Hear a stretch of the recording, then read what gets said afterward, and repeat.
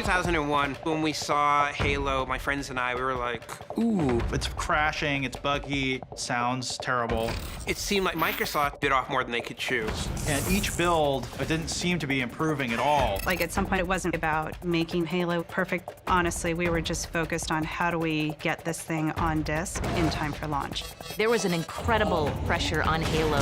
This is our lead title, and this is what we've got? If this thing fails, it would all be for nothing. Xbox was finished.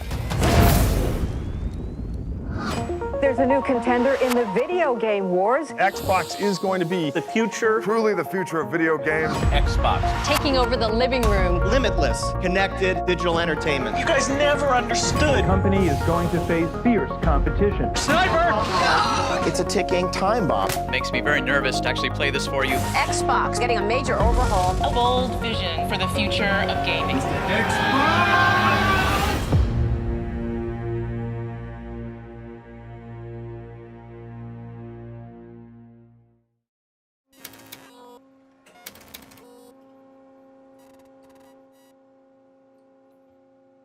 Soon, you will be food.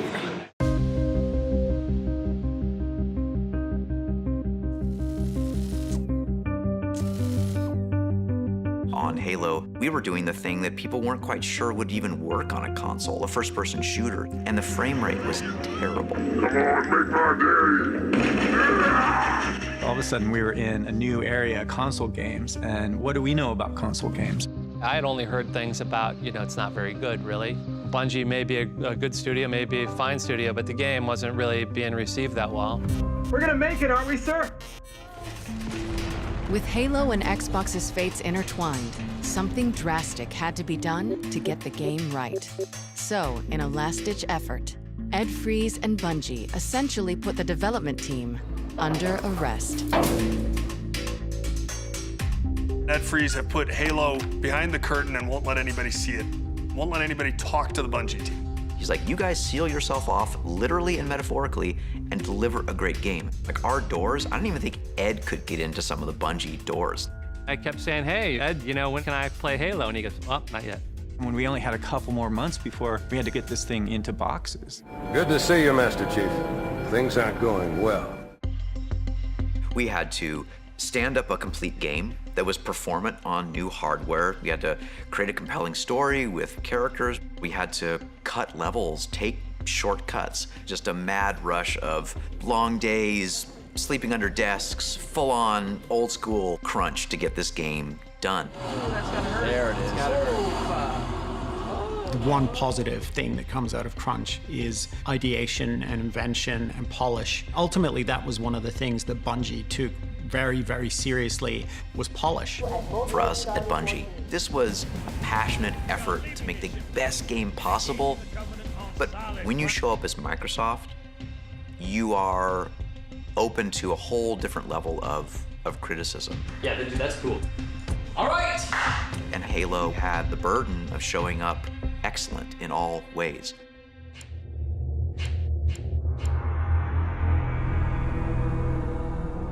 But we had no idea Halo was going to be a hit. We hoped people would like it.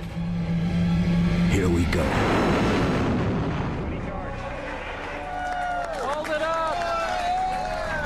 But the rubber hits the road when you meet the gamer for real.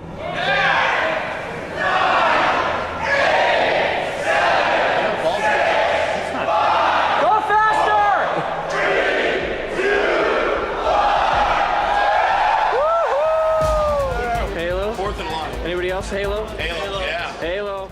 I remember very vividly going to local launch events. Hold it up! Starting to look at chatter online with fan sites, and then game reviews, and then comments, and realizing, oh my God, people like it. How the hell are we gonna beat this game? Halo, which had problems entering the fray, came out on day one, and it was amazing. It was really amazing. I just felt that sense of possibility. Damn it, Jenkins! Fire your weapon! That you could go anywhere and do anything on this beautiful, lush planet filled with things that were trying to kill you. They just did it so well.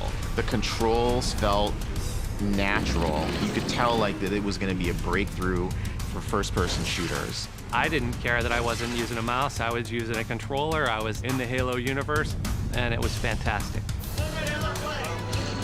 It was a bit of an epiphany of, oh, like you can do that? Like you can play this kind of game on a console? Awesome. Halo was a phenomenon. That dual player mode was wow. Landing on the beach with a warthog trying to protect Marines with Master Chief. It just blew me away, man. Banshee on flames comes down and lands on the ice and is skidding towards me across the ice, and it's gonna run me over and kill me, and it skids to a stop right in front of me. And I live. It was like I was there. It was like I had that experience. With Halo, Microsoft had that platform-defining title that you had to go out and buy an Xbox if you wanted to play. And that was something that I always envied and admired. Halo forms so much of the backbone of, I think, what Xbox is. Watching the feedback we were getting on Halo, the stories people were telling, it was a cultural moment. You getting Halo? Oh, yeah. Good, just checking. Without Halo, we're not here. Halo, Combat Evolved. Microsoft estimated that they have sold 1 million copies of Halo in the US alone. 50% of Xbox owners are also Halo players. Xbox was the Halo box. That's what made it work. Halo broke ground in so many ways, in game control, camera control, storytelling, even art style. It inspired a lot of people to tell a different kind of story. It changed the game for Xbox, but I also think it changed the way we look at first-person shooters. First-person shooters had only really largely existed at scale on PC, and mapping those controls to the controller, they just did it right. It just felt right. No one had done it that well before. No one had nailed it. They just nailed the controls. So before Halo came out, the conventional wisdom was if you wanted to play a shooter, you had to do it on a PC because that's where you would have the precision with a mouse and keyboard to aim, make the small movements, to land that headshot on your enemies. What Bungie did with the help of Microsoft's playtesting and user research labs was figure out how to get something that would approximate that feeling on a console where all you have is the 2 sticks to move and aim. They weren't the first to do a shooter on the console, but they did it best by far. And the influence of what Microsoft and Bungie were able to achieve is still being felt in games today.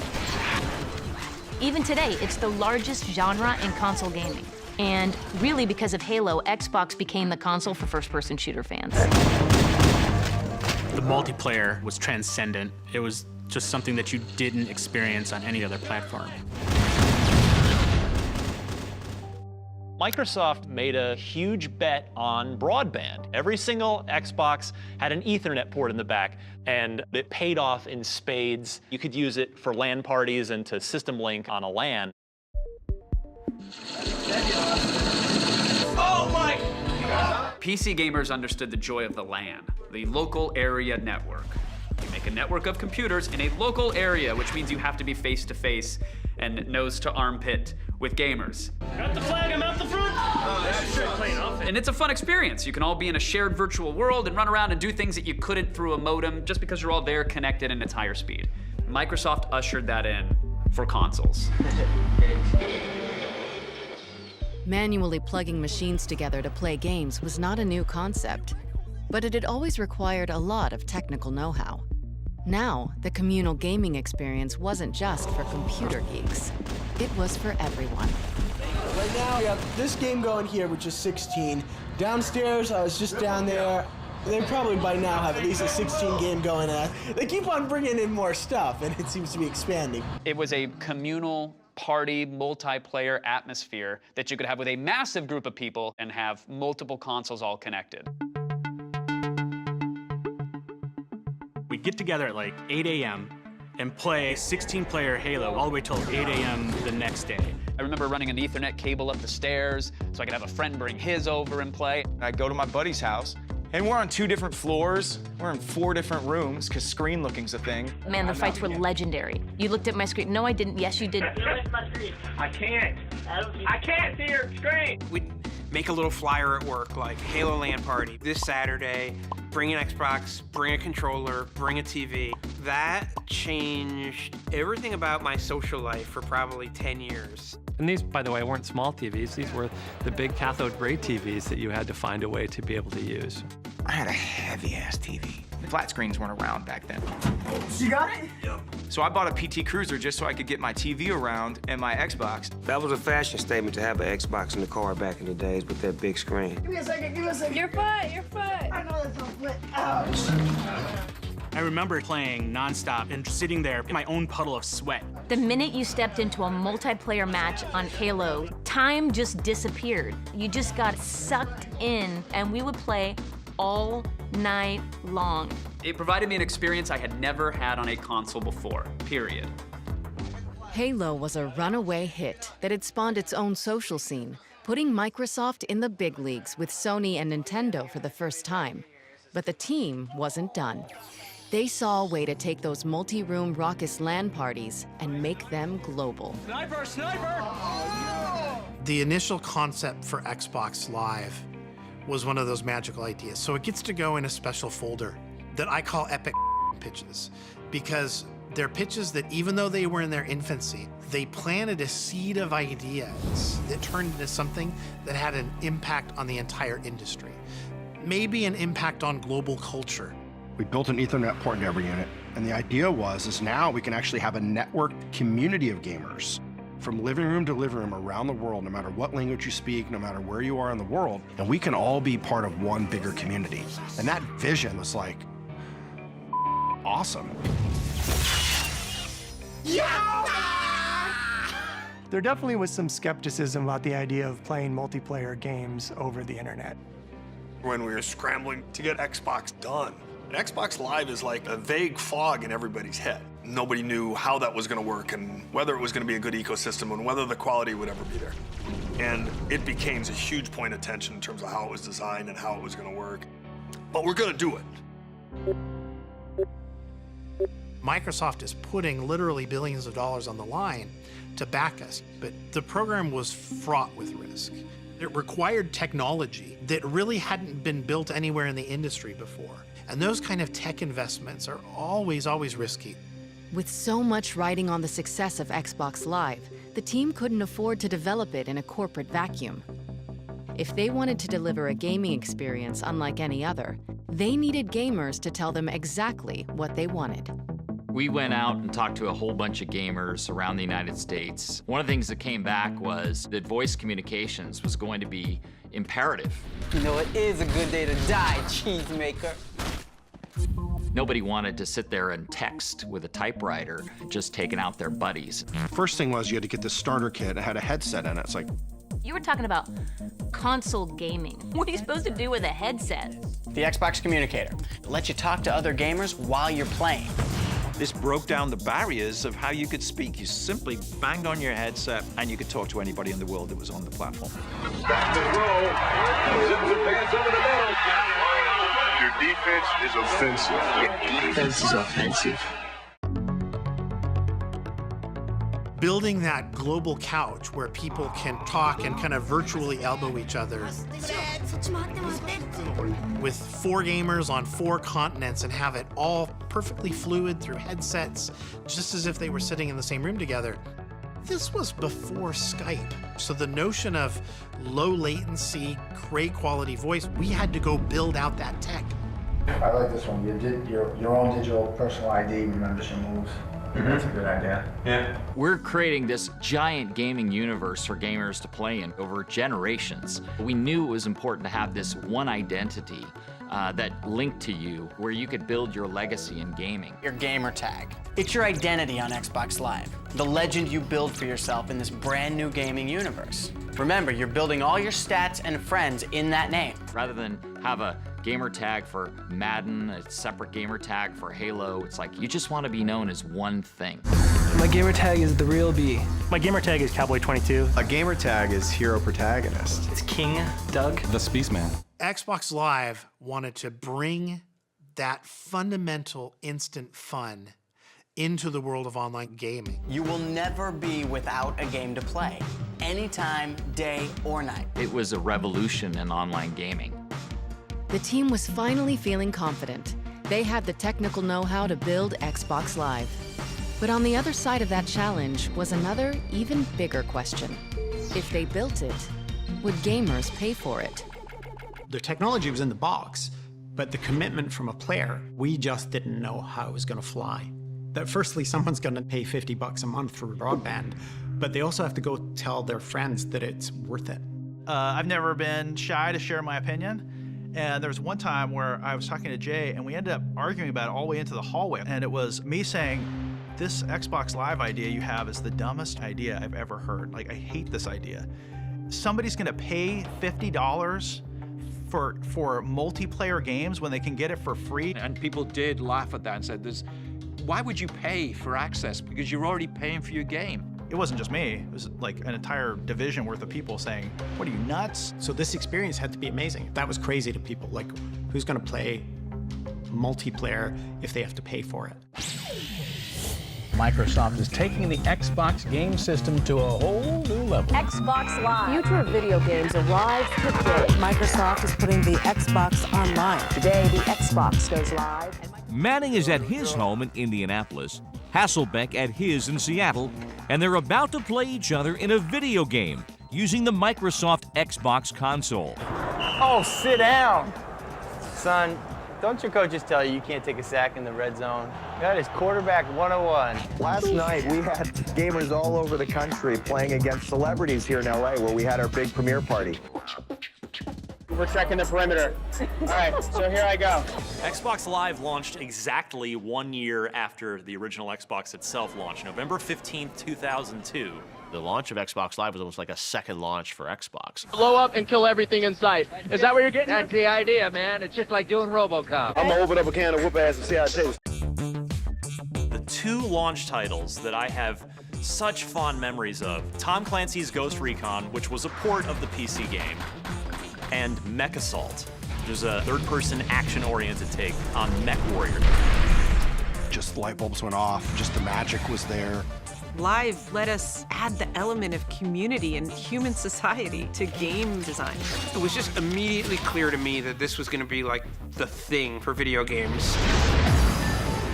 What Live did for Xbox was it created this community that once you got into it and attached to it, it was very hard to leave. I met so many people online playing games that I never would have been cool with based off of us playing each other, me beating him, him beating me, him having some great plays. And there's an extraordinary number of like 50-year-old males that play Xbox Live together. And they will not go to another system because their buddies aren't gonna go.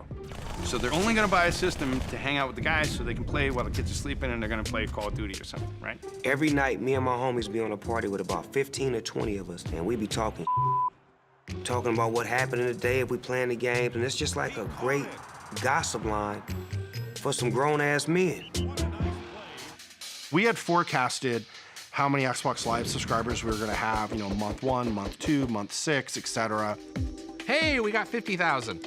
Hey, we got 100,000. Hey, we got 1 million. Hey, we got 2 million. It just kept growing. And that happened like I wouldn't say instantly, but pretty damn close. It happened very, very fast. Xbox Live was unprecedented. Everybody else's version paled in comparison. What you think of gaming today, being on a headset, talking with friends, playing games, that just seems commonplace now because it is commonplace now, but Xbox made that possible in a big way. Xbox Live could be considered one of the very first social media platforms. Before Facebook, even before MySpace, Microsoft really did pioneer the very first interactive, dynamic social platform. Quite frankly, Microsoft proved to the world that online multiplayer was going to be the key to the future. Gamers flocked to Xbox Live in numbers that even took optimists within Microsoft by surprise. But while the platform was teeming with newly devoted fans who loved sniping their college buddies from different continents, there was one consistent complaint. What happened to the game that put Xbox on the map? Where was Halo?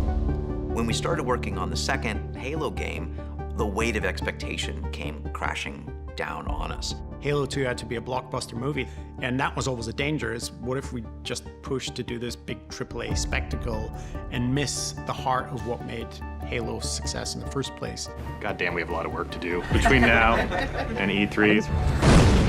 Everybody on the team had a different idea about what being more excellent would be. We loved that you could get into vehicles, for example, but it frustrated us that you couldn't, like, tear someone out of a vehicle and jump into their vehicle and take it over. So boarding vehicles became a huge design initiative. Look out! We were really good at coming up with great ideas. We weren't quite as good at production discipline and figuring out how to right-size all those ideas, fit them into a box, timeline, and ship on time. When I got there, they had reached a point in development where they were basically going to have to cut half the game and in some ways start from scratch on a lot of the promises that they'd made themselves. Within a year, it became clear it wasn't working. Just the way the game felt, Jason really wasn't happy with. He looked at the game. Yes. And he came to me and said, you know, we have a problem. I'm gonna have to rework a bunch of the work, and it's effectively gonna add another year to the schedule. Jason, help. There was a lot of pressure. How could we ship a better game than Halo? And from Microsoft's point of view, Xbox's point of view, how can you ship that game as quickly as possible? This is now by far the most valuable franchise that we have. You know, this is Halo. We can't screw this up. Jason's saying he needs a new year. Time for me to step up and do my job as a boss. I do know that Ed went to bat for us. Ed was very much a purist. He was about creating great games and giving the dev teams the time they need. And that is at conflict sometimes with actually making a profit. So to me, it was a no-brainer. But Robbie wanted to put it in front of the other leads on the team because Halo was so important. It's going to affect, you know, the Xbox Live team and what they do. It would affect the continued marketing of the platform and things like that. Microsoft back then was a technology company. Software shipping on time at quality was a big part of the rhythm of the business. So we go in and we have the meeting, and Robbie basically goes around the room and takes a vote. And it went around the room and everybody voted to keep it on the original schedule. I walked out of the room and basically I just threatened to quit immediately. Robbie gave in, calmed me down, and he agreed, and he gave us the extra year for Halo 2. Ed got the Bungie team the time they needed to finish the game, but the delayed launch had a ripple effect throughout Microsoft. Really, that Bungie meeting was the beginning of the end for me. When I walked out of there, it wasn't just that I was mad, it was the first time I could imagine leaving the company. I mean, I'd been there since I was in college. I had a lot of stuff going on in my life. About to turn 40, I had been at the company a long time and made plenty of money, so I didn't need to be there. Within the next 6 months, I quit.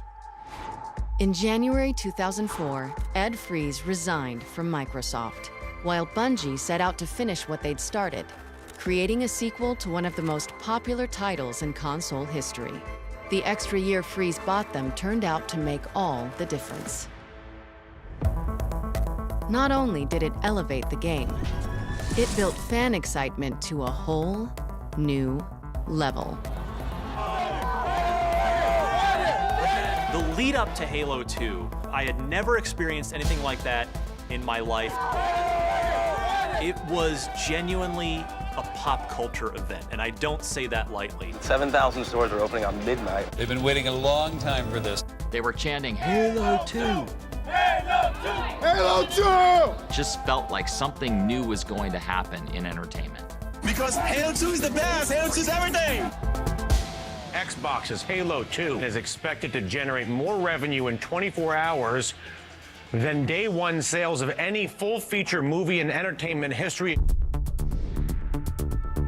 Halo 2 is probably, you know, one of the biggest phenomenons to ever hit my life and a lot of people's lives. It was the biggest day in entertainment history. Halo 2 sold 2.4 million units in 24 hours. Here was a video game, for the first time, really crushing movies. It was a coming-of-age story for the video game industry. This game is simply the best game on the planet. I played Halo 2 with my friends literally every night for at least a year. That's how transformative Halo 2 was for me, and what it did for Xbox Live. There had been nothing like that ever. With the innovative success of Xbox Live and a full-blown cultural phenomenon in Halo 2, it seemed like Microsoft's bets were paying off. Xbox was even surpassing Nintendo in US sales. On a winning streak, the team put their eyes on an industry-changing follow-up to the Xbox. When I arrived at Microsoft, it was my job to think about the way that the gamer was going to be using this 2, 3, 4 years after launch, and how do you continue to deliver content. We started then to plan this multi-billion-dollar investment that became the Xbox 360. Xbox 360 is the new entertainment system that's designed around high def, wireless, and always connected. And it doesn't stop there. It's totally personalizable, so you can change the way it works and the way it plays and find your friends no matter what you're doing. When they unveiled the 360, I saw a very powerful console with a stunning interface, with a focus on being online, always connected. This was all stuff that they had sort of experimented with the original Xbox and Xbox Live, but now they were building it into the core experience of the console. Xbox 360 was 5 to 10 times more powerful than the original Xbox. To achieve that, we had to push technology and solutions that didn't exist in the previous generation. We had to go explore things that had never been done. As opposed to leveraging a lot of off-the-shelf components and existing technologies, we're actually building a brand new processor and chipset for this particular console. So we're taking a lot more of that engineering effort on internally. At the heart of the Xbox 360 are 3 IBM CPUs. Whatever you'd heard about the PlayStation 2 emotion engine, whatever big wild dreams you had created in your head, we needed to create a leapfrog product that said, hey, this is even more powerful. This is the most powerful console on the planet. And so we evolved the Xbox from a powerful console that plays all the games you love to a console that connects you to all your friends and connects you to a lifestyle, this digital entertainment lifestyle. We involved movies, we got content generated that you could access, music. The magic in Xbox 360 is it does so much more than the original Xbox did. Xbox 360 Guide, it is your launch pad to all of your digital entertainment. Here you can store your pictures, videos, and music. We've also added a new concept called achievements, sort of a record of everything you've accomplished across your entire library of games. With Xbox 360, we've created technology that will enable people from every age and every corner of the planet to gather together in new ways. A product with games at its core, surrounded by limitless, connected digital entertainment. Everything we were trying to do had just never been done before. We're really focusing hardcore on building an online experience for Xbox around games. Gaming was always first, but this was no longer just the ability for you to play a game online. This was breakthrough thinking. We built Xbox 360 with a mission. They showed it as a media hub in your living room. You could connect other devices to it, you could play your photos, you could do this, that, the other. They targeted a broad range of gamers. They were building this thing to be future-proof. Microsoft's new Xbox 360 will be first to hit stores' shelves this fall. It's huge. It's a big, big statement for us. The next generation of consoles starts now. We wanted to try something new with the Xbox 360 launch. Xbox moves, man! Favorite game. Woo! Where are you guys from? Did We're you drive far? Well, yeah. from Indianapolis, Indiana. And Kansas City. Los Angeles? Los Angeles, Hollywood. I came in from Minneapolis. Land of Florida. Yeah. That's the only way to get it on the 360. You hear me? Hey, this is Xbox Live's Major Nelson. We're here at 0 Hour in the Mojave Desert. Hey guys, you ready to go? Tonight marks the biggest gaming event of the year, and it starts right now. 0 Hour was this in-person fan experience in the desert in California. I was at G4 at the time, and I remember we got wind that they were just gonna throw an epic party for Xbox fans. This is Xbox 360! I'm hexed! We had a hangar in the middle of nowhere and decked it out with hundreds of gaming stations. We are seconds away from this hangar opening and all of these people getting a chance to play the Xbox 360. And as the doors start to open, like the biggest doors you'd ever seen, you knew that you're about to run in to what would be the future of gaming. Are you And we basically said, hey, come here and you're gonna be the first to play games, and we're gonna sell you consoles here as well. Thousands of gamers came, people that had met on Xbox Live that had never actually seen each other in person before. People were so happy. It was a magical launch event. 0 Hour event was a huge success, a massive celebration. We had so much pride in this product. Was this a transcendent moment for you? Oh, yes. The excitement generated in the desert spilled into the rest of the country as the console became available to the public on November 22nd, 2005. I waited in line in like freezing rain for like 3 hours outside this Best Buy to try and get a slip so I could get an Xbox 360. I was so stoked when I got it. I took a selfie. They had a great launch lineup. They had the gamer in mind first. It had the features that I would want in a console. They had the games for casual gamers, for hardcore gamers. The Xbox 360 marketplace was where you could buy digital games. Sure, you had Steam and people could do it on PC, but this was a managed, curated portfolio, much like as an app store today. And we were one of the first ones to have it.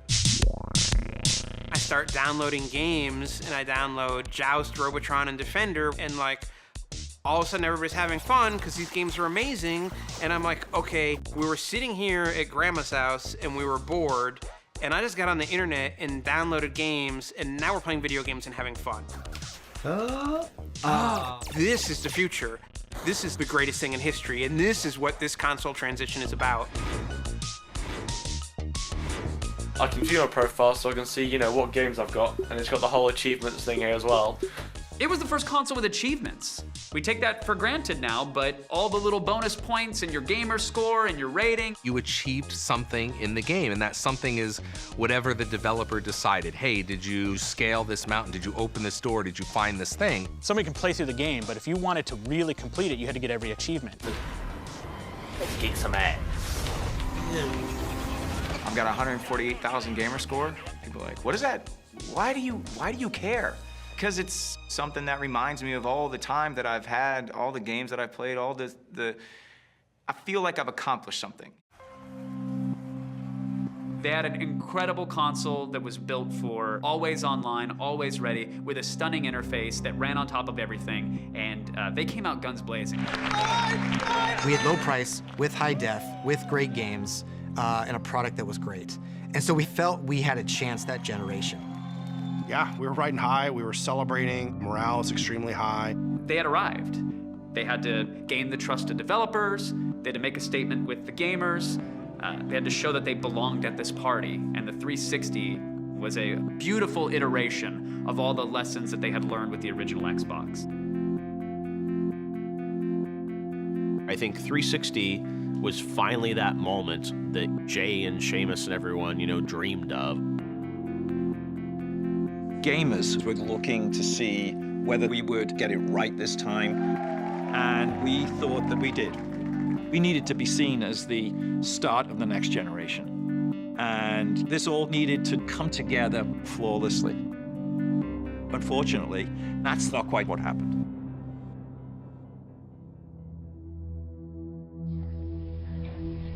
This is called an E74 error.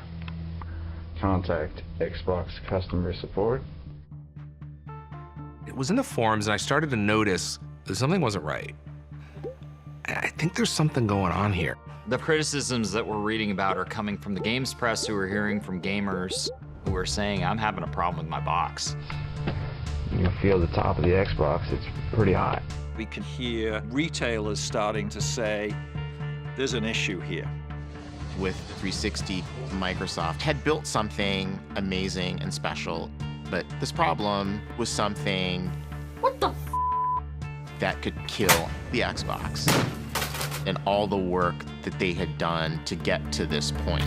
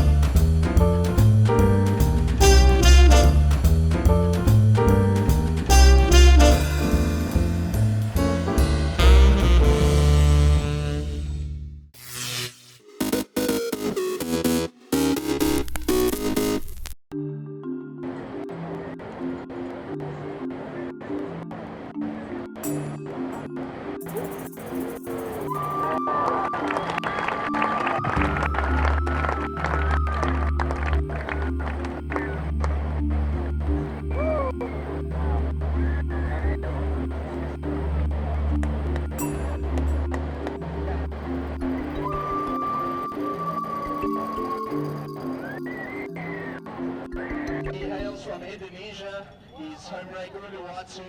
Congratulations to Rio Waida. Rio takes home 10,000 points. And he wins almost 340,000 Rand with that. So congratulations.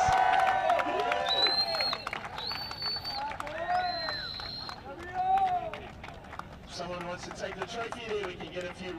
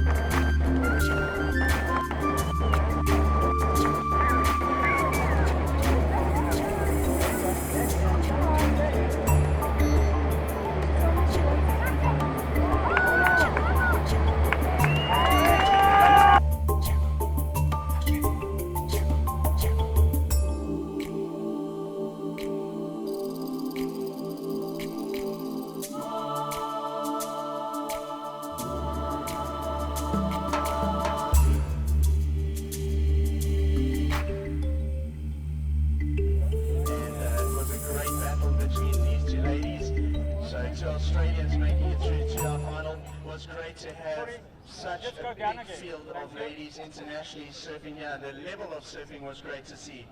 So taking second place at the Bonito Pro 2022 from Australia, well done Macy Callahan. Macy, I'm going to ask you to say a few words. I don't know what to say. Congrats, Molly. It's been an amazing day and an amazing trip to Africa. I'm so blessed. And yeah, thanks to the crowd. Today was awesome, and all my sponsors and everyone else. Congratulations, well done. And then taking out the title of the Bonito Pro 2022, presented by Neil, the great Bonito Pro trophy that'll go home on the plane. Congratulations to Molly Picklin from Australia.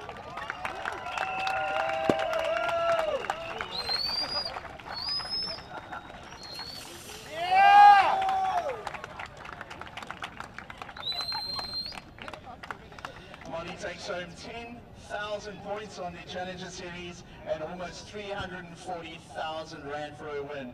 Molly, let's have a couple of words from you. Yeah, so firstly I just like to thank WSL for putting on such a great event and for being so flexible with getting over to Bathers to get the best opportunity for us girls, and obviously well done Macy, she always brings out the best in me and I really do appreciate. You know, we're from the same town, so versing each other is really special. And to all of you guys, thanks so much for coming down and supporting. You guys have an incredible backyard, and thanks for being so welcoming. Thank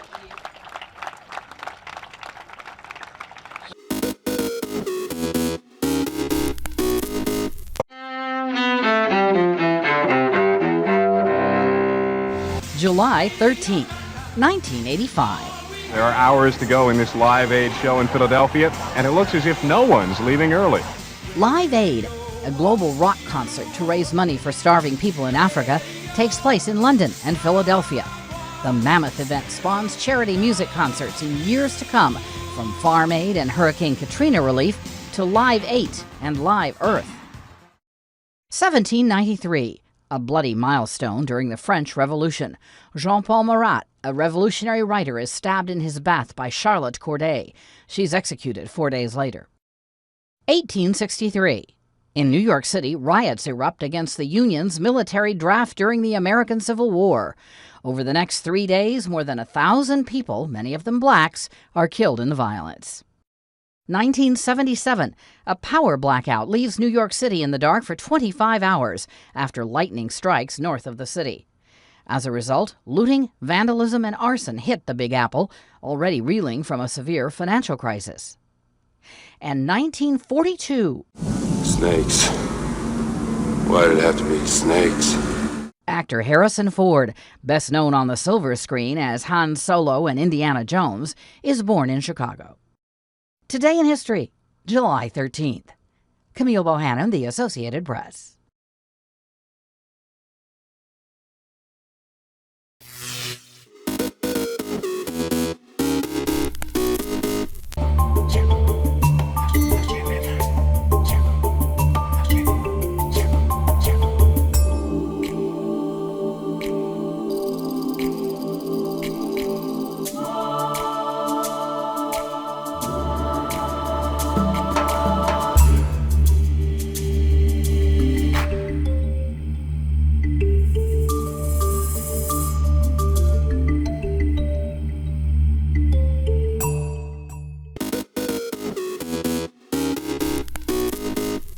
Welcome back in our studio, and in today's news,